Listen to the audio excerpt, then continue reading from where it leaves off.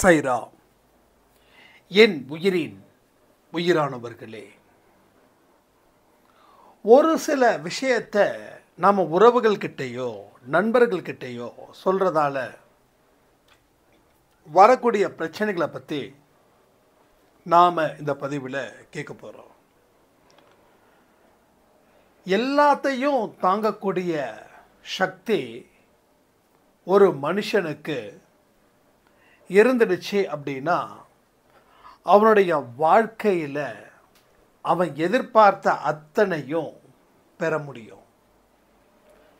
நம்ம வீட்டில் நமக்கு ஏதாவது ஒரு பிரச்சனைகள் இருக்குது அப்படின்னா அதை உடனுக்கு உடனே நாம் தெரிஞ்சவங்க கிட்ட, சொந்தக்காரங்க கிட்ட, பக்கத்து வீட்டுக்காரவங்க கிட்ட, அத்தனை பேர்கிட்டையும் நாம் சொல்கிறோம். இது சொல்லும்போது கிடைக்கிற ஆறுதல் ரொம்ப அலாதியமானது, ரொம்ப அற்புதமானது. மனசில் ஒரு பெரிய பாரத்தை இறக்கி வச்ச ஒரு ஃபீல். அப்போ நம்ம குடும்பத்தை பற்றி அவங்க எந்த மாதிரி ஒரு இமேஜ் பண்ணியிருக்காங்க அப்படின்னா, இந்த குடும்பம் எதுக்குமே லாய்க்கில்லாத குடும்பம், இந்த குடும்பம் ஒரு வீணான குடும்பம், இந்த குடும்பத்தில் யாருமே உருப்படியாக இல்லை, இந்த குடும்பத்தில் இருக்கிற அத்தனை பேரும் வேஸ்ட்டு, இந்த மாதிரியான ஒரு பிம்பத்தை நீங்கள் உருவாக்குறீங்க.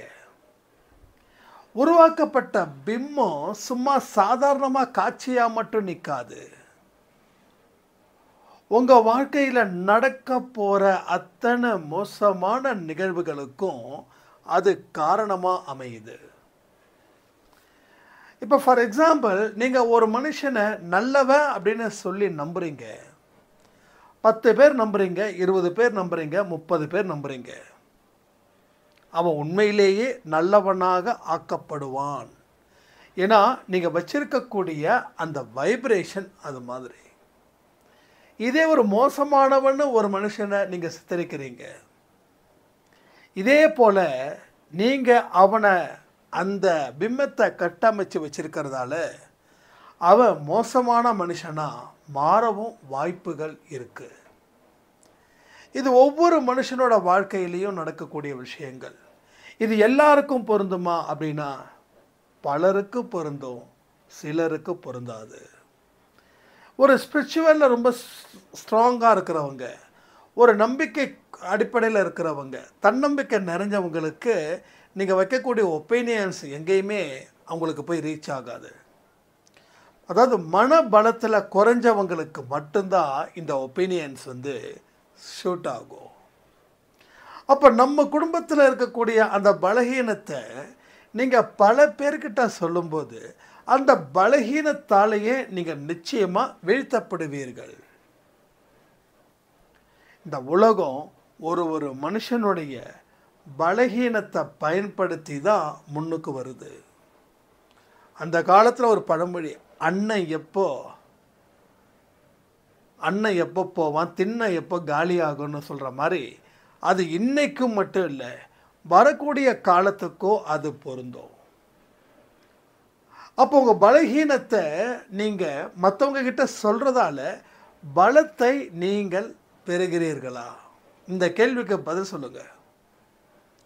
உங்கள் கஷ்டத்தை நீங்கள் ஒருத்தங்க கிட்ட சொல்லும்போது அந்த கஷ்டம் தீருதா? அந்த கஷ்டத்தை நீங்கள் சொல்கிறவங்க தீர்க்குறாங்களா? இதில் ஏதாவது ஒன்று நடக்குதா? இதில் நீங்கள் யோசித்து பார்த்தீங்கன்னா அவங்க மூலமாக அடைஞ்ச லாபத்தை விட அவங்க மூலமாக அடைஞ்ச நஷ்டம் ஒன்று இருக்கே, அது அதிகரிக்கும். ஃபார் எக்ஸாம்பிள், உங்கள் கையில் காசு இல்லை, மிகப்பெரிய வறுமை. நீங்கள் இந்த வறுமையை நினச்சி நீங்கள் அவங்கக்கிட்ட ஒரு உதவி கேட்குறீங்க அப்படின்னு வச்சுக்கோங்க. வறுமையை வச்சு நீங்கள் உதவி கேட்குறீங்க. அப்போது அந்த உதவி அவங்க உங்களுக்கு செய்கிறாங்க. அந்த உதவி செய்யும்போது அவங்களுக்கு நீங்கள் அடிமையாக அவங்க காட்சி அளிப்பீங்க. ஸோ பரிதாபத்தின் மூலமாக பெறக்கூடிய உதவிகள் அனைத்தும் உங்களுக்கு மிக பெரிய விஷமாக அது மாறிடும். யாராவது ஒருத்தவங்க உதவி செய்கிறன்ற பேரில் உதவி செஞ்சிருவாங்க. ஆனால் நீங்களோ திறமையை வச்சு முன்னேறுவீங்க.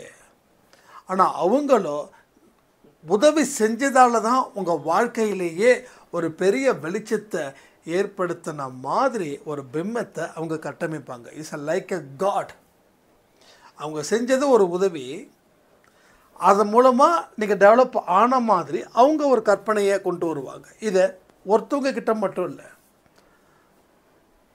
போகிறவங்க வரவங்க அத்தனை பேர்கிட்டையும் இதை ஒரு பெரிய கதையாக உருவாக்கி உங்களை பரிதாபத்துக்கு உரிய மனுஷனாக கொண்டு வந்து சேர்ப்பாங்க. அப்போ பரிதாபத்தின் அடிப்படையில் எல்லோரும் பரிதாபப்படணும் அப்படின்னும் உதவிகள் செய்யவே கூடாது. ஒரு சின்ன கதை நான் படித்தேன். இந்த கதையில் ஒரு கணவன் மனைவி, கணவனுக்கோ வேலை இல்லை, மிகப்பெரிய வறுமை, அவங்களுக்கு 2 குழந்தைங்க. அப்போ இவர் எல்லா பக்கமும் வேலை தேடுறாரு, எங்கேயுமே கிடைக்கல. உடனே அவங்க மனைவி சொல்கிறாங்க, நீ ஒன்று பண்ணு, எங்கெங்கெல்லாம் கேட்டு அங்கே மறுபடியும் போ, நம்மளுடைய வறுமையெல்லாம் சொல்லி கேளு. என் பொண்டாட்டிக்கு சாப்பிட முடியல, என் குழந்தைங்களுக்கு சாப்பாடு இல்லை அப்படின்னு உன்னோட வறுமையை சொல்லி அவங்கக்கிட்ட நீ கேளு அப்படின்னு. ஸோ இவங்களோ அது மாதிரி, அந்த கணவனோ அது மாதிரி போய் கேட்டிருக்காங்க வேலை தேடுற இடத்துல. அவர் சரி ஓகே, நீ இவ்வளோ தூரம் பரிதாபப்படுறிய அப்படின்னு சொல்லி வேலை கொடுக்குறாரு. கிட்டத்தட்ட ஒரே வேலை தான், இவரோட வேலை தான் இன்னொருத்தவங்களும் செய்கிறாங்க. அவங்களுக்கு சம்பளம் என்னமோ அதிகம், இவருக்கு சம்பளம் என்னமோ கம்மி. ஒரு நாள் இவர் அவர்கிட்ட கேட்குறாரு, நீங்கள் ஏன் மற்றவங்களுக்கு கொடுக்குற சம்பளத்தை எனக்கு கொடுக்கல? அவங்க செய்கிற வேலையை விட நான் அதிகமாக தானே செய்கிறேன். அப்படி இருக்கும்போது எனக்கு மட்டும் ஏன் இப்படிப்பட்ட ஒரு பிரச்சனை? நீங்கள் அவங்களுக்கு கொடுக்குற சம்பளத்தை எனக்கு தானே கொடுக்கணும். இதுதானே நீதி, இதுதானே நியாயம், இதுதானே தர்மம் அப்படின்னு. அப்போ அந்த முதலாளி சொன்னாராம், நீ எனக்காக நன்றி சொல்கிறத விட்டுட்டு அவங்க வாங்குகிற சம்பளத்தை நீ கேட்குறது முதல்ல தப்பு தானே. உன்னோட வறுமையை நினச்சி தான் உனக்கு வேலை கொடுத்தேன் அப்படின்னு. அப்போ பாருங்கள், வறுமையை நினச்சி வேலை கொடுத்தாரு. ஆனால் இவர் மற்றவங்க செய்கிற வேலையை விட ரொம்ப சூப்பராக அழகாக செஞ்சு முடித்தார். ஆனால் அந்த முதலாளியோட பதில் என்னவோ அந்த பதில் தான் நமக்கும். அப்போ நாம் ஒரு இடத்துல இந்த மாதிரியான விஷயங்கள் மூலமாக உதவிகள் கேட்டு இருக்கோன்னு வச்சுக்கோங்க. இல்லை கேட்டு இருந்தாலும் சரி, கேட்க போகிறீங்களாலும் சரி, பின்னாடி வரக்கூடிய பிரச்சனைகள் அப்படின்றது இந்த மாதிரியான விஷயத்தை நீங்கள் ஃபேஸ் பண்ணணும். இது ஒரு பெரிய தர்ம சங்கடத்தை அது ஏற்படுத்தும். அப்போ யாருமே நமக்கு பாவமோ பரிதாபமோ படக்கூடாதுன்னு நீங்கள் முடிவு பண்ணுங்க. அந்த மாதிரியான விஷயங்கள் மூலமாக தான் உங்கள் வாழ்க்கையில் நீங்கள் வெல்ல முடியும். ஒரு மிகப்பெரிய அளவில் நீங்கள் பெயர் எடுக்கணும் அப்படின்னா முதல்ல உங்களுடைய பலகீனத்தை தயவு செய்து எந்த மனுஷங்க கிட்டையும் சொல்வதை நீங்கள் நிறுத்தணும் முதல்ல. ஏன்னா நீங்கள் எல்லாருமே அன்பு சாயப்பாவுடைய அன்பு செல்ல குழந்தைங்க. தன்னுடைய குழந்தைங்க இப்படி இருப்பதை எந்த பெற்றோர்களோ விரும்ப மாட்டாங்க. அதே போல தான் சாயப்பாவும் இதை விரும்ப மாட்டார். நிச்சயமா உங்கள் வாழ்க்கையில் என்ன இல்லை, எல்லாமே இருக்கு. நீங்கள் எதெல்லாம் மிஸ் பண்ணீங்களோ அதெல்லாம் பிறர் மிஸ் பண்ணலை. யார் மிஸ் பண்ணலையோ அவங்க உங்களுக்கு உதவி செய்கிறாங்க. யார் மிஸ் பண்ணமோ அவங்க உதவி பெறக்கூடிய இடத்துல இருக்கிறாங்க. அன்பே சாயில கூட இப்போ கொஞ்சம் பரவாயில்ல. அதுக்கு முன்னாடி இவங்க பிரச்சனை என்ன, அவங்க பிரச்சனை என்ன, இதை தான் கலந்து பேசி பேசி கடைசியில் குரூப்பையே கலைக்க வேண்டிய ஒரு நிர்பந்தம் ஆயிடுச்சு. ஏன்னா எந்த பலகீனத்தையும் யாரும் யாருக்கிட்டையும் சொல்லக்கூடாது. இது ரொம்ப ரொம்ப ரொம்ப ரொம்ப முக்கியம். அன்பே சாயின்றது ஒரு பயிற்சி கூட மாதிரி. எப்படி ஒரு இராணுவத்தில் சேர்றதுக்கு முன்னாடி ஒரு பயிற்சி கொடுக்குறாங்களோ அது போல் இந்த உலகத்தில் இருக்கக்கூடிய மக்களை எப்படி ஹேண்டில் பண்ணணும், எந்த மாதிரியான மனிதர்கள் உங்களுக்கு எதிரியாக மாறினாலும் அவங்கள நீங்கள் எப்படி டேக்கிள் பண்ணணும், உங்கள் குடும்ப கஷ்ட நஷ்டத்தை அது எப்படி சமாளிக்கணும் அப்படின்றத பொறுத்து தான் நம்ம அன்பே சாயில சொல்லிக்கிட்டு இருக்கோம். இந்த இடத்துல நீங்கள் ஸ்ட்ராங்காக நின்னீங்க அப்படின்னா சுயமரியாதை வச்சு நீங்கள் வாழலாம். பெரியார் சொன்னார் இல்லையா, சுயமரியாதை. ஸோ நமக்குன்னு இருக்கக்கூடிய செல்ஃப் ரெஸ்பெக்டை நம்ம இழந்துட்டோன்னா வாழ அர்த்தமே கிடையாது. அதனால் நீங்களும் யாருக்கிட்டையும் பரிதாபத்தை தேடாதீங்க, மற்றவங்க மேலே பரிதாபமும் படாதீங்க. இதில் இன்னொரு பெரிய ஒரு அகம்பாவமே இருக்குது. என்ன தெரியுமா, மற்றவங்க மேலே நாம் பரிதாபப்படுறது. என்னமோ நமக்கு என்னமோ 4 திசையில் சுக்கிர திசை அடிக்கிற மாதிரியும், அவங்களுக்கு என்னமோ எல்லா திசையும் சனி திசை அடைகிற மாதிரியும் நாம் மற்றவங்கள பார்த்து பயங்கரமாக பரிதாபப்படுவோம்.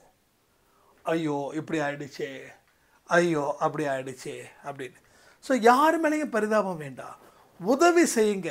ஆனால் அந்த உதவி செய்கிறத உடனே மறந்துடுங்க. உதவி செய்வது உங்கள் கடமை. உதவி செய்ய வச்ச சாயப்பாவுக்கு நன்றிகள் செலுத்தணும், அது மிக முக்கியம்.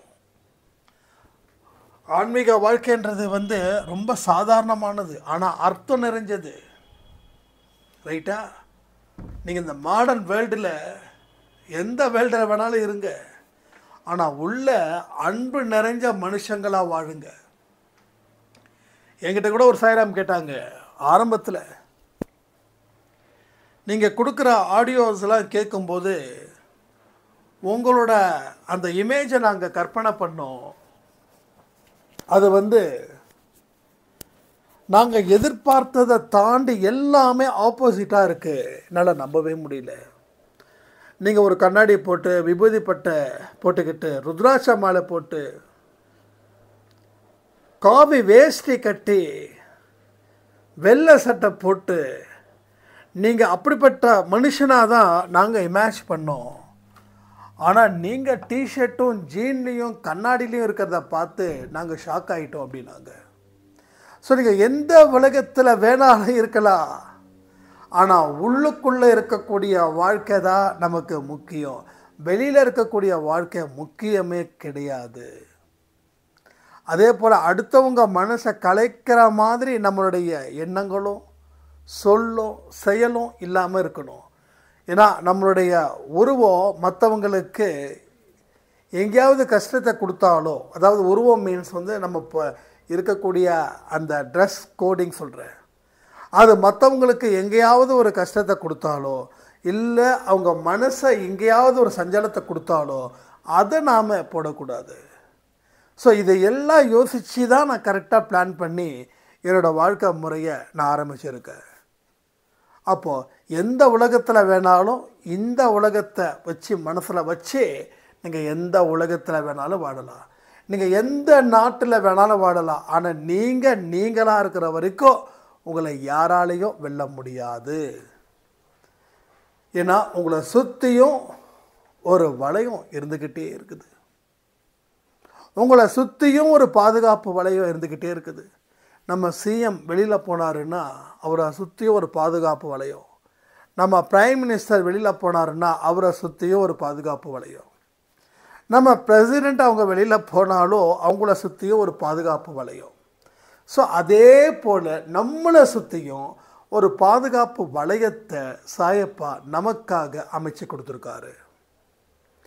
இதில் நமக்கு கண்ணுக்கு தெரிஞ்சதை மட்டும்தான் நாம் நம்புகிறோம், கண்ணுக்கு தெரியாத எத்தனையோ தீங்குகளை இருந்து காப்பாற்றிருக்காருன்றதை எத்தனை பேர் நம்புறீங்க? ஃபார் எக்ஸாம்பிள், நான் வண்டியில் போயிட்டுருப்பேன் சம்டைம்ஸு. அப்போ எனக்கு தோணும், எங்கேயாவது நம்ம கொஞ்சம் கரெக்டாக போகிறோமா அப்படின்னு. ஆனால் நமக்கு முன்னாடி யாரோ ஒருத்தவங்க விழுந்திருப்பாங்க. அப்போ டக்குன்னு ஒன்று தோணும், இது நமக்கு விழுந்தது தான் அப்படின்னு. அப்போ கடவுள் நமக்கு ஒரு பாதுகாப்பு கொடுக்குறாரு. நம்ம காலையில் எழுந்திருக்கிறோம், வேலை விஷயமா எங்கெங்கேயோ போகிறோம், நைட்டு வீட்டுக்கு வரோம், சாப்பிட்றோம், தூங்குகிறோம். அடுத்த நாள் காலையில் எத்தனையோ பேர் போனவங்க வரல, எத்தனையோ பேர் தூங்குனவங்க எழுந்திரிக்கல. அப்போ நம்மளை சுற்றியும் நமக்கு தெரியாமலே மிகப்பெரிய ஒரு பாதுகாப்பையும் மிகப்பெரிய ஒரு வட்டத்தையும் சாயப்பா நமக்கு அமைச்சு கொடுத்துட்ருக்காரு. கண்ணுக்கு தெரிஞ்சதை மட்டும் நம்பினா நாம் இந்த விஷயத்தை நாம் யோசிக்கவும் இல்லை, அவ்வளோ சீக்கிரம் நம்ப போகிறதும் இல்லை. ஸோ உங்கள் நல்ல மனசும் உங்களோட நம்பிக்கையும் நீங்கள் சாயப்பா மேலே வச்சுருக்கக்கூடிய அளவற்ற அன்பும் உங்களை எங்கேயோ கொண்டு போகுது. அதற்கு உண்டான விஷயங்களை தான் நாம் இங்கே ஒவ்வொன்றா செஞ்சுக்கிட்டு இருக்கோம். அன்பை சாயில் ஒரு சாய்ராம் வந்து இதில் கேரளாவில் இருக்காங்க. அவங்க வந்து ஒரு டீ கடை பிஸ்னஸ் ஆரம்பித்தாங்க. ஏகப்பட்ட லாஸ், பெரிய லாஸ். இதை க்ளோஸ் பண்ணிவிட்டு ஊரை விட்டு போகணுன்ற முடிவில் இருக்கும்போது என்கிட்ட கேட்குறாங்க, நான் பண்ணது சரியா தப்பா அப்படின்னு. நான் ஒரே விஷயம் சொன்னேன், எங்கே போனாலும் சரி இதுக்கு நீங்கள் பதில் சொல்லியே ஆகணும். அப்போ எங்கே இருந்து நீங்கள் போகணும்னு நினைக்கிறீங்களோ அந்த இடத்த விட்டு கிளம்பாதீங்க, அங்கேயே பதிலாக சொல்லுங்கள். பயம் இல்லாமல் பதில் சொல்லுங்கள், தைரியமாக பதில் சொல்லுங்கள். இப்போ நீங்கள் ஊரை விட்டு ஓடுறது ஏமாற்றிட்டு போகிற மாதிரி, ஆனால் நீங்கள் பயந்து போகிறீங்க, அது உண்மை. ஆனாலும் அதில் ஏமாற்றமும் இருக்குது. அடுத்தவன் ஒரு ரூபா கூட நமக்கு வேண்டாம், அதனால் போராடுங்க அப்படின்னு சொன்னதுக்கப்புறம் அவங்க ஒரு மிகப்பெரிய பிரச்சனைகளை இருந்து மாட்டி இன்னைக்கு வேற ஒரு இடத்துல கடையை போட்டு அன்னைக்கு இருந்த கடையை சைஸை விட 2 மடங்கு ஜாஸ்தியாகும். இதெல்லாம் எப்படி நடந்தது? ஏன் அப்படின்னா அவங்க மேலே நம்பிக்கை வச்சாங்க, யாரையும் ஏமாற்றக்கூடாதுன்ற ஒழுக்கம் அங்கே இருந்துச்சு. சாயப்பா பாதுகாப்பு வளையத்தை கொடுத்தாரு, கூடவே அறிவையும் கொடுத்தாரு. அந்த அறிவை பயன்படுத்தி அவங்க தொழிலை இன்னும் இது பண்ணாங்க. ஸோ பயம் இல்லாமல் எல்லா மனுஷங்க கிட்டேயும் பதில் சொன்னாங்க. அந்த நம்பிக்கையின் அடிப்படையில் அவங்க கடனும் பாதி அடைஞ்சிருச்சு, இன்னமும் கட்டிகிட்டு இருக்காங்க. ஆனால் முன்ன இருந்ததை விட 10 மடங்கு வசதியோடு இருக்காங்க. அப்போ இங்கேருந்து ஓடி வேறு பக்கம் போயிருந்தா என்ன ஆகும்? நாளைக்கு நம்ம திரும்பி வருவதற்கு வாய்ப்பே இல்லாத மாதிரி இருக்கும்னு நாம் நினைக்கிறோம்.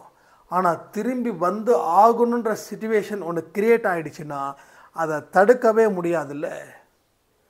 ஸோ என்ன தான் நமக்கு வந்து வெளிநாட்டில் வந்து ₹1,00,000 சம்பாதிச்சாலும் கோடி ரூபாய் சம்பாதிச்சாலும் அவங்கவுங்க வீட்டுக்குன்னு ஒன்று நம்ம வந்து தானே ஆகணும். ஒரு காலத்தில் வராமல் சில பேர் இருக்காங்க. ஆனால் பல பேர் என்ன பண்ணுறாங்க, எங்கெங்கேயோ போய் எங்கெங்கேயோ வந்து கடைசியில் ஃபைனலாக செட்டில் ஆகிறது அங்கே தானே. அப்போது நீங்கள் இந்த மாதிரியான விஷயங்களை பண்ணிவிட்டு எஸ்கேப் ஆகிட்டு அதுக்கப்புறம் எஸ்கேப் ஆனதுக்கப்புறம் அடுத்த 5 வருஷம் 6 வருஷத்தில் பணத்தை நீங்கள் கட்டிடுறீங்க, நான் இல்லைன்னு சொல்லலை. ஆனால் நீங்கள் என்ன தான் மறுபடியும் கோடீஸ்வரனாக ஆகி உங்களுடைய வீட்டில் வந்து நீங்கள் இருந்தாலும் அந்த பேர் உங்களை விட்டுட்டு போயிடுமா? கண்டிப்பாக போகாது. இப்படி கடனுக்கு பயந்த ஊரை விட்டு ஓடுனவன் தானே இவன் அப்படின்னு சொல்லுவாங்களா, சொல்ல மாட்டாங்களா? நீங்கள் 1000 பேருக்கு 1,00,000 பேருக்கு உதவிகள் கூட செய்யுங்க. ஆனால் ஒன்ஸ் ஒரு பேரை நீங்கள் க்ரியேட் பண்ணிட்டீங்க, அந்த க்ரியேட் பண்ண பேரில் தான் நீங்கள் வாழ்ந்தே ஆகணும். அப்போது இதை எல்லாத்தையும் மனசில் வச்சு தான் நம்ம வாழ்க்கையில் வாழணும். இன்றைக்கி இருக்கக்கூடிய துன்பம் நாளைக்கும் இப்படியே இருக்குன்னு நாம் நினைக்கிறதால தான் நம்ம பயந்து நடுங்கிக்கிட்டு இருக்கோம். ஆனால் இன்றைக்கி இருக்கிறது நாளைக்கு வேறு மாதிரி வரும். அதற்கு உண்டான வழிகளை தான் நாம் இங்கே தெளிவாக புரிகிற மாதிரி சொல்லிகிட்டு இருக்கோம். இந்த புரிதலை மனசில் வைங்க, வாழ்க்கையில் நீங்கள் நல்லாவே வரலாம். அப்போது நம்மளுடைய ஒழுக்கம் மிக முக்கியமாக இங்கே இருக்குது. நிறைய பேர் பார்த்திங்கன்னா பிரச்சனைகளை பார்த்து பயந்து ஓடுறவங்க ஜாஸ்தி. நிலைச்சி நிற்க விரும்பலை. எல்லா மனுஷங்களும் இதை பண்ணிகிட்டு இருக்காங்க. தான் சக்தியை மீறி ஒரு பிரச்சனை இருக்குதுன்னு கற்பனை பண்ணுறாங்க. இப்போ நீங்கள் கூட நினைக்கலாம், நம்ம சக்தியை மீறி தானே இந்த பிரச்சனை வருது அப்படின்னு. நிச்சயமாக இல்லை, அது பொய். அது 100% பொய். அது என்றைக்குமே நம்பாதீங்க. ஏன்னா எனக்கும் சக்தியை மீறி பிரச்சனை வருதுன்றத நானும் தெரிஞ்சுக்கிட்டேன் என்னோடய கடன் பிரச்சனையில். ஆனால் எங்கேயுமே போகலை, அதே இடத்துல நின்ன, அதே இடத்துல சாதிக்கணும்னு அந்த வெறி மட்டும் இருந்துச்சு.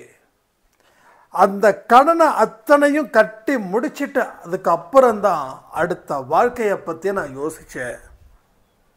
அப்போது இந்த ஒரு விஷயத்துக்காக நான் பயந்து ஓடி வந்திருந்தேன்னா அடுத்த வாழ்க்கை சிறப்பாக அமைஞ்சிருக்காது. ஆனால் இந்த விஷயத்தை நான் பயப்படாமல் இருந்ததால தான் அடுத்தது என்ன பண்ணலான்னு தோணும். நீங்கள் பயந்து ஒரு இடத்துல வேறு இடத்துக்கு நீங்கள் ஷிஃப்ட் ஆனீங்கன்னா அங்கே நிச்சயமாக உங்களால் சிறப்பான இடத்த 100% நல்லா புரிஞ்சுக்கோங்க, 100% சிறப்பாக ஆக்கிக்கவே முடியாது. யாராவது அப்படிப்பட்ட எண்ணங்கள் இருந்தால் தயவு செய்து குப்பையில் தூக்கி போட்டுருங்க. அடுத்த வாய்ப்பு கடவுள் உங்களுக்கு பெஸ்ட்டாக வழங்கணும்னா இப்போ இருக்கிற இடத்துல ஓடி ஒளியாமல் எதிர்த்து நின்று போராடுங்க. அப்போ தான் அடுத்த 2ஆம் கட்ட வாழ்க்கைன்னு ஒன்று இருக்குது, அந்த வாழ்க்கை வரும். ஒரு மனுஷனுக்கு மொத்தம் 3 விதமான வாழ்க்கை. ஒன்று ஸ்கூல் லைஃபு, இன்னொன்று மிடில் லைஃபு, அடுத்தது வாழ்க்கையில் கடைசி வரைக்கும் இருக்கக்கூடிய ஒரு லைஃபு. ஃபஸ்ட்டு வாழ்க்கை எப்படியோ ஜாலியாக போயிடும், கலர்ஃபுல்லாக போயிடும். அந்த மிடில் தான் ஏகப்பட்ட போராட்டம். நீ யாருன்னு உலகத்துக்கு ப்ரூஃப் பண்ணணும். உலகத்துக்கு இல்லை, நீ உனக்கு ப்ரூஃப் பண்ணணும். நாம் நமக்கு ப்ரூஃப் பண்ணணும். அப்போது இதில் இந்த எஸ்கேப் ஆகக்கூடிய விஷயங்கள்லாம் இருந்துடுச்சுன்னா உங்கள் வாழ்க்கையில் மறுபடியும் ஏதாவது பிரச்சனைகள் வரும். அப்பையும் நீங்கள் எஸ்கேப் ஆகிட்டே இருப்பீங்க. ஒரு தடவை சொல்லக்கூடிய பொய்யே ரிப்பீட் ஆகிற மாதிரி ஒரு இடத்துல நீங்கள் எஸ்கேப் ஆகுனீங்கன்னா மறுபடியும் நீங்கள் 100% எஸ்கேப் ஆவீங்க. அப்போ the middle age is very important.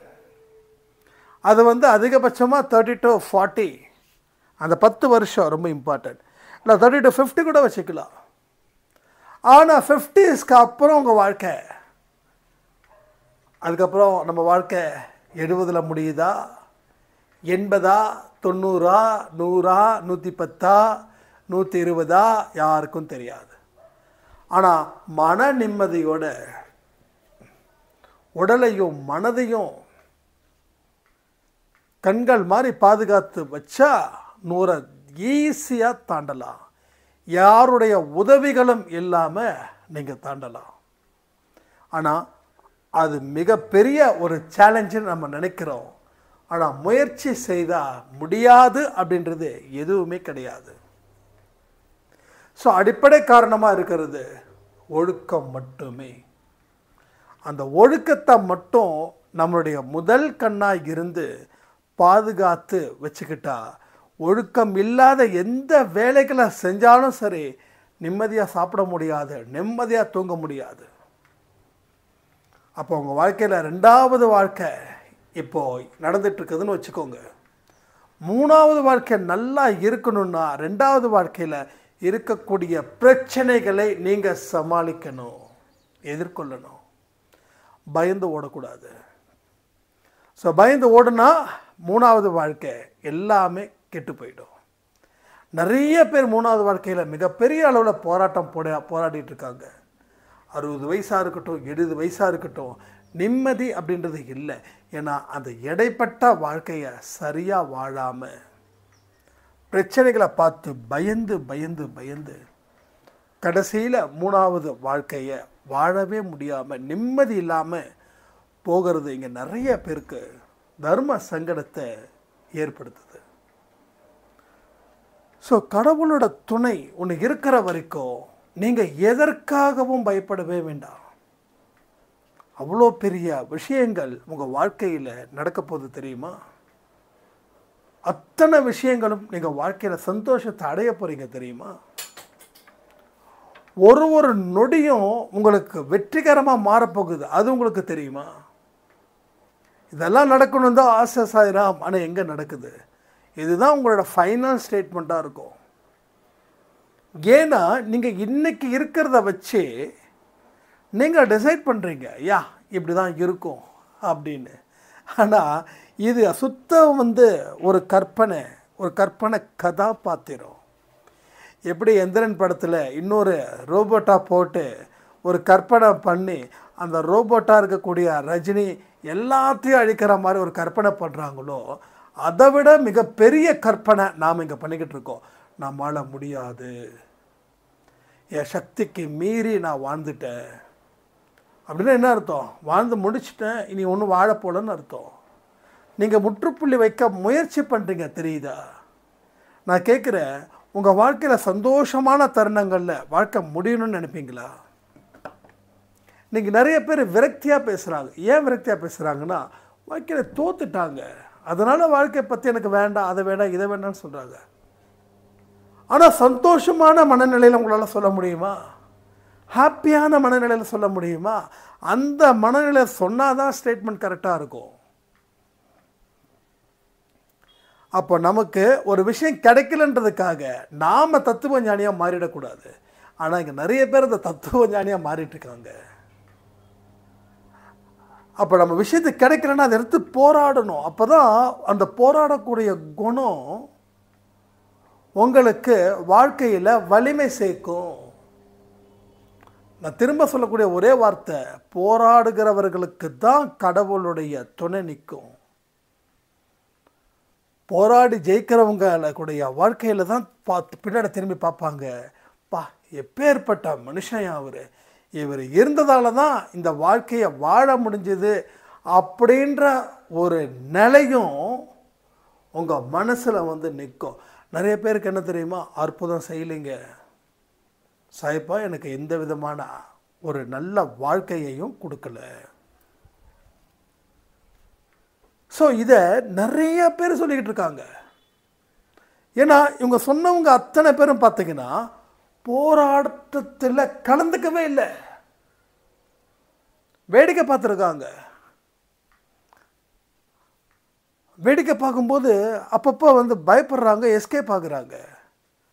So நீ போராட்டத்தில் இறங்கினா தானே வெற்றி தோல்வியை பற்றி சிந்திக்க முடியும். இறங்காத வரைக்கும் வெற்றி தோல்வியை பற்றி நம்ம சிந்திக்க முடியுமா? ஸோ வாய்ப்பே இல்லை. கொடுக்குற அத்தனை வாய்ப்புகளையும் நம்ம என்ன பண்ணிட்டோம்? வீணடிச்சிட்டோம்.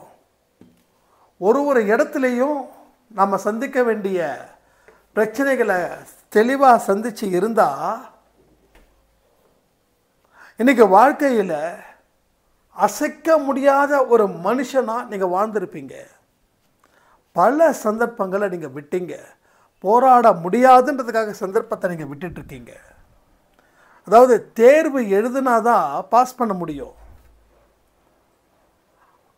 அப்போ நீங்கள் தேர்வு எழுதலைன்னா பாஸ் பண்ணியிருக்க முடியாது. அப்போ ஃபெயில் தான். அதாவது படித்து மார்க் வாங்கலைனாலும் ஃபெயிலு தான். எக்ஸாம் எழுதாமல் 0 மார்க் வாங்கினாலும் ஃபெயிலு தான். ஒரு ஆறுதலுக்கு வேணால் அடைஞ்சிக்கலாம், நான் எக்ஸாமுக்கே போகலை அதனால் ஃபெயில் ஆகிட்டேன். இப்போ யாராவது ஏன் ஃபெயில் அப்படின்னா 1-2 மார்க் வாங்கினா கூட பிரச்சனையாகிடுதுங்க. முட்டை மார்க் வாங்கினா தப்பிச்சிடலாம். சரி, முட்டை மார்க் வாங்கியாச்சு, அப்போ நீ தேர்வே எழுதலை. ஆனால் தேர்வு எழுதாத நீ, நான் படிச்சிருந்தேன், நான் படித்ததை வச்சு மார்க் போட்டுக்கலாம்ல அப்படின்னு நம்ம நினைக்கிறோம். ஆனால் தேர்வு சென்டரில் போய் எக்ஸாம் எழுதுனா தானே, எழுதாமலே நான் படிச்சிருக்கேன், எனக்கு மார்க் போடுங்கன்னு சொன்னால் எந்த டீச்சர் மார்க் போடுவாங்க? இல்லை மார்க் போட்டால் அவரோட நிலை என்ன ஆகும் யோசிச்சு பாருங்க. அப்போ போராட்டத்தில் கலந்துக்கோங்க. உங்கள் வாழ்க்கையில் எதிர்த்து போராடக்கூடிய விஷயத்தை நீங்கள் செய்யலை அப்படின்னா என்றைக்குமே வெற்றியை பார்க்க முடியாது, என்றைக்குமே நிம்மதியாக இருக்க முடியாது. ஆனால் நாம் ஒரு விஷயத்தை எப்படி நினைக்கிறோன்னா, நிம்மதியாக இருக்கணுன்றதுக்காக எந்த போராட்டத்திலையும் நாம் கலந்துக்க முயற்சி பண்ணலை. இந்த ஒரு விஷயத்தால் தான் வாழ்க்கையில் நிறைய நம்ம இழந்திருக்கோம். புரியுதா உங்களுக்கு? இப்போ இந்த 2 விஷயத்தை நம்ம பேசியிருக்கோம். என்னது? ஒன்று, உங்கள் ஃபேமிலியோட இருக்கக்கூடிய ரகசியத்தை, உங்கள் பலகீனத்தை வெளியில் சொல்லக்கூடாதுன்னு.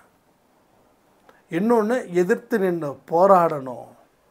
அடுத்த இடத்த தக்க வச்சுக்க முயற்சிகள் செய்யணும்னா நாம் முதல் ஆளாக நின்று முதல் அடியை நாம் எடுத்து வைக்கணும். இந்த 2 விஷயத்தை நீங்கள் மறக்காமல் உடனே ஆரம்பிச்சிருங்க. சாயப்பாவோட அருள் உங்களுக்கு பரிபூர்ணமாக இருக்குதுன்றத நான் நம்புகிறேன். என்னோட நம்பிக்கை மட்டும் பத்தாது, உங்களுடைய நம்பிக்கையும் இங்கே வேணும். அன்பே சாய் குடும்பம் 100க்கு 100 மார்க் வாங்குது. எத்தனை பேருக்கு நம்பிக்கை இருக்குது கண்டிப்பாக மார்க் வாங்குவோன்னு சொல்லி? அதனால் பல கஷ்டங்கள் உங்கள் வாழ்க்கையில் வருதுன்னு சொல்லி நீங்கள் தயவு செய்து பேக் அடிக்காதீங்க. துன்பத்தை கடவுள் கொடுக்குறாருன்னா ஏதோ ஒரு விஷயத்தை சொல்கிறாருன்னு அர்த்தம். கஷ்டங்களை கடவுள் கொடுக்குறாருன்னா ஏதோ ஒரு விஷயத்துக்கு தயார் செய்கிறாருன்னு அர்த்தம். ஒரு இடத்துல இருந்து இன்னொரு இடத்த மாற்றணும்னு முயற்சி பண்ணும்போது அவருக்கு நீங்கள் ஒத்துழைப்பு கொடுக்காமல் இருக்கீங்க. இதுதான் மிகப்பெரிய ஒரு பேட் லக்காக இருக்குது. இங்கே என்ன பிரச்சனை? என்ன தான் பிரச்சனை? உங்களுக்குள்ள கேள்விகள் கேளுங்க, அடுக்கடுக்கான கேள்விகளை கேளுங்க. நம்ம என்ன பண்ணுறோம், மோட்டிவேஷ்னல் ஸ்பீச் அப்படின்னு யூடியூப்பில் தேடுறோம், நிறைய பார்க்குறோம். நிறைய பார்க்குறதால என்ன நடந்துடுச்சு? நிறைய பார்க்குறதால எதுவும் நடக்காது. பார்த்ததை எல்லாம் செயல்படுத்தணும். பார்த்துக்கிட்டே இருந்தால் பத்தாது, பார்க்கறத அத்தனையும் செயல்படுத்தணும். ஒரு சாயராம் ஒரு ரீசெண்டாக, ஆனால் உங்களது பார்ப்பேன், இன்னும் நிறைய பேர் மோட்டிவேஷ்னல் ஸ்பீச்சஸ் எல்லாமே கேட்பேன். இதெல்லாம் கேட்டால் லைஃப் மாறும் அப்படின்னா என் லைஃப் மாறலை அப்படின்றாங்க.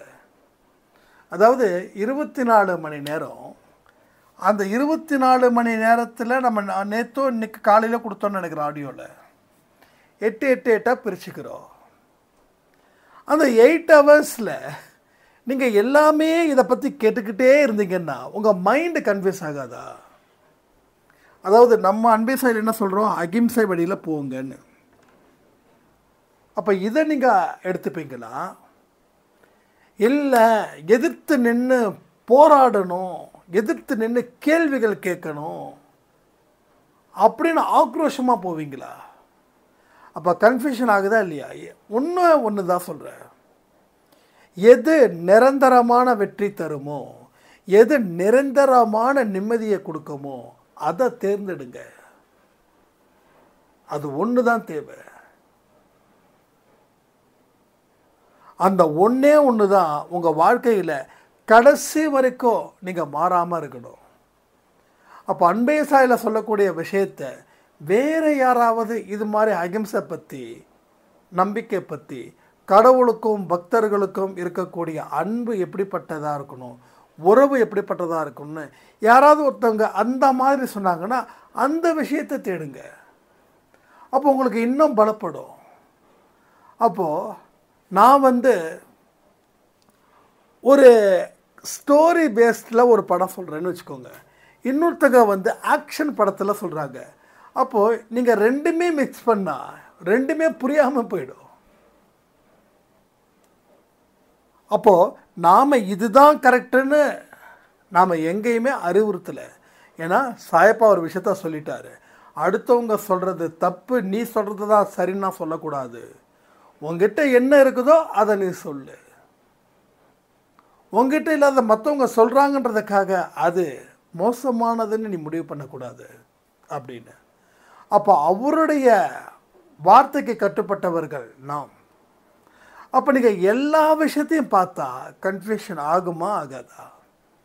கண்டிப்பாக ஆகும், 100% ஆகும். அதாவது எதை நம்ம தெரிஞ்சுக்கிறோமோ அந்த தெரிஞ்சுக்கிட்டதை பேஸ் பண்ணி தான் எல்லா விஷயமும் இருக்கணும். இப்போ நம்ம வாட்ஸ்அப் குரூப்பில் கூட சில பேர் வந்து ஒரு சில பரிகாரத்தை சொல்லுவாங்க. வியாழக்கிழமை அன்னைக்கு சாயப்பாவுக்கு இந்த பூ வைங்க, சனிக்கிழமை அன்னைக்கு இந்த பூ வைங்கன்னு அவங்கள எந்த காரணமும் இல்லாமல் குரூப்பை விட்டு ரிமூவ் பண்ணிவிடுவோம். ஏன்னா இங்கே மூட நம்பிக்கை பேசுகிறதுக்காக வரல. அவருக்கு பூவே வைக்கலனாலும் அவர் கவலைப்பட போகிறதில்ல. நம்முடைய மன திருப்திக்காக நம்ம பண்ணுறோம். ஆனால் இதை வந்து இப்படி தான் வைக்கணும்னு நீங்கள் சொன்னீங்கன்னா எல்லாத்துக்கும் ஒரு கன்ஃபியூஷன் ஆகிடும். ஸோ இந்த மாதிரியான சில விஷயங்கள், அதாவது அன்பே சாய்க்கு எதிரான சில விஷயங்களை மற்றவங்க பேசும்போது அதாவது அவங்கள ரிமூவ் பண்ணுன்றதெல்லாம் கிடையாது. ஒரு தடவை இன்ஃபார்ம் பண்ணுவோம். ஒரு தடவை இது மாதிரி சொல்லாதீங்கம்மா அப்படின்னு சொல்லுவோம். இல்லை இன்சார்ஜஸ் சொல்லிவிடுவாங்க, இது மாதிரிலாம் சொல்லக்கூடாது, அன்பே சாய் இப்படி சொல்லக்கூடாது. அதேமாரி அவங்க சொன்னாங்கன்னா ரிமூவ் பண்ணுறதை விட்டால் வேறு வழி இல்லை. அப்போ எல்லா விஷயங்களும் நம்ம சச்சரிதம்ல சொல்லப்பட்டதாக இருக்கட்டும், இல்லை பைபிளில் சொல்லப்பட்டதாக இருக்கட்டும். ஏன்னா பைபிள்லேயே ஒரு வார்த்தை ரொம்ப அற்புதமான வார்த்தை, ஒருத்தன் ஒரு கண்ணத்தை அரைஞ்சானா மறு கண்ணத்தையும் திரும்பி காட்டுன்னு. ஆனால் இன்றைக்கி இருக்கக்கூடிய சில பேர் வந்து ஸ்பீச்சர் அப்படின்ற பேரில் என்னென்னமோ சொல்கிறாங்க. அவன் ஒரு கண்ணத்தை அடைஞ்சானா இன்னொரு நீ 2 கண்ணத்தில் அரை அப்படின்றாங்க. அப்போது நீங்கள் ஜீசஸ் சொல்கிறத ஃபாலோ பண்ண போகிறீங்களா, இல்லை வேறு ஒரு கடவுள் இதை சொன்னாங்களே அதை நீங்கள் ஃபாலோ பண்ண போகிறீங்களா? எதை நீங்கள் ஃபாலோ பண்ண போகிறீங்க? அப்போ ஒரு இடத்துல நீங்கள் தெளிவாக இருந்தால் தான் நீங்கள் செய்யக்கூடிய அத்தனை விஷயங்களும் தெளிவு கிடைக்கும். பல இடத்துல நீங்கள் முயற்சிகள் செஞ்சீங்கன்னா எதுவுமே கிடைக்காது. அதனால தான் நான் சொல்கிறேன், ஒன்று அன்பே சாய்னா அன்பே சாயில் இருக்கிறத விஷயத்தை ஃபாலோ பண்ணுங்கள். இல்லை இந்த காலத்துக்கு இதெல்லாம் செட் ஆகாது, நீங்கள் மாற்றி பேசுங்க அப்படின்னா என்னால் மாற்றி பேச முடியாது. என்னால் அவர் என்ன சொன்னாரோ அதில் இருந்து தான் என் வாழ்க்கை. நான் என்ன கற்றுக்கிட்டேன், மற்றவங்க என்ன கற்றுக்கிட்டாங்க, மற்றவங்க அனுபவம் என்னுடைய அனுபவம் எப்படி ஒன்றிணையுது, இதை வச்சு தான் நம்ம இங்கே இருந்து ஸ்பீச் கொடுத்துட்ருக்கோம். ஸோ அதில் இந்த விஷயத்தை தெளிவுபடுத்திக்கோங்க. உங்கள் வாழ்க்கையில் பலவிதமான நல்ல விஷயங்களும் 100% நடக்கும். ஸோ மனசை ஒருமுகப்படுத்தணும். உங்களுக்கு எந்த மாதிரியான விஷயங்கள் இருக்குதோ அதில் மட்டும் கவனத்தை வைங்க. எல்லாத்துலேயும் கவனத்தை வச்சிங்கன்னா அது உங்களுக்கு மிகப்பெரிய துன்பத்தை கொடுக்காம போகவே போகாது. அதனால தான் அவங்களுக்கு அத்தனை ஸ்பீச்சை கேட்டும் வாழ்க்கையில் டெவலப் ஆகலைன்னு அவங்க கேட்கும்போது அவங்க புரியாமல் கேட்குறாங்கன்னு எனக்கு தெரிஞ்சுக்கிட்டேன். இது மாதிரி யாராவது நம்ம அன்பே சாய் குடும்பத்தில் இருந்தால் கூட நீங்கள் பார்த்து யோசித்து நிதானித்து பண்ணுங்கள். ஏன்னா ஒன்று அகிம்சை, இன்னொன்று விதண்டாவாதம், இல்லை 3 வேறு ஏதாவது நல்ல விஷயங்கள் கூட இருக்கலாம். ஆனால் நாம் கடைப்பிடிக்கிறது மகாத்மா காந்தி அடிகள் வழியாக அண்டு ஜீசஸ் வழியாக அண்டு நம்ம சாயப்பாவோட வழியாக இந்த வழிகளை போய் தான் நாம் நம்முடைய ஸ்பிரிச்சுவாலிட்டியை நாம் ஸ்ட்ராங் பண்ணுறோம். அதே போல் இந்த டிஷர்ட்ஸ் வந்து நம்ம மறுபடியும் மேனுஃபேக்சரிங்க்கு வந்து அனுப்பிச்சிருக்கோம். ஸோ வந்து இன்றைக்கி தான் வந்து கிட்டத்தட்ட நம்ம எந்த மாதிரியான ஸ்டிக்கர்ஸ் வந்து போடலாம் அப்படின்ற மாதிரி. ஸோ சில ஸ்டிக்கர்ஸ் வந்து 10 வாஷ்க்குள்ளே போயிடும் அப்படின்னாங்க. ஸோ சில ஸ்டிக்கர்ஸ் வந்து 60 வாஷ் வரைக்கும் சாய்ப்பா வந்து அந்த இது இருப்பாங்க அப்படின்ற மாதிரி. நாம் என்ன கேட்டோம்னா நிரந்தரமாக கலையாத மாதிரி பண்ண முடியுமானா அது மாதிரி பண்ணவே முடியாதுங்க. எந்த டிஷர்ட் பிரிண்ட் போட்டாலும் அது ஒரு 60-70 வாஷ்க்கு அப்புறம் அது வந்து நிற்காது அப்படின்னாங்க. அதனால தான் நல்ல குவாலிட்டியில், ஏன்னா போன தடவை கொஞ்சம் சின்ன சின்ன இஷ்யூ வந்ததால் அது வந்து டெலிவரி பண்ண முடியாமல் போயிடுச்சு. அது வந்து அப்படியே இருக்குது. அது ரிட்டன் கொடுக்கறதா என்ன அப்படின்றது கொஞ்சம் கன்ஃபியூஷனாக இருக்குது. பட் வந்து இப்போது இந்த 1 or 2 டேஸில் நெக்ஸ்ட் வீக் தான் டெலிவரி நமக்கு வருது. ஸோ அடுத்த வாரத்தில் வந்ததுக்கப்புறம் உங்களுக்கு அனுப்பிடுறேன். ஸோ அது வரைக்கும் யாரும் தயவு செய்து பேமெண்ட் பண்ணாதீங்க. முதல்ல இதை அனுப்பிடுவோம், அதுக்கப்புறம் நம்ம அனுப்புவோம். அது வரைக்கும் யாரும் பேமெண்ட் பண்ணாதீங்க. யாரும் இது வரைக்கும் பேமெண்ட் பண்ணலை. ஸோ எல்லாத்தையும் முடித்ததுக்கப்புறம் எல்லாம் அனுப்புனதுக்கப்புறம் நான் உங்களுக்கு சொல்கிறேன். அதே போல் இந்த ஃபாரின்லேருந்து சில பேர் வந்து அனுப்பியிருக்கீங்க, அவங்களுக்கு இன்னும் அனுப்பலை. ஸோ யாரும் தயவு செய்து நான் சொல்கிற வரைக்கும் கேஷ் வந்து போடாதீங்க. நான் சொன்னதுக்கப்புறம் கேஷ் போடுங்க. முதல்ல இந்த செக்மெண்ட்டை முடிப்போம், அடுத்தது முடித்ததுக்கப்புறம் அடுத்ததை நம்ம பண்ணுவோன்னு சொல்லி இந்த ஆடியோவை நான் முடிக்கிறேன். ஜெய் சாய்ராம்.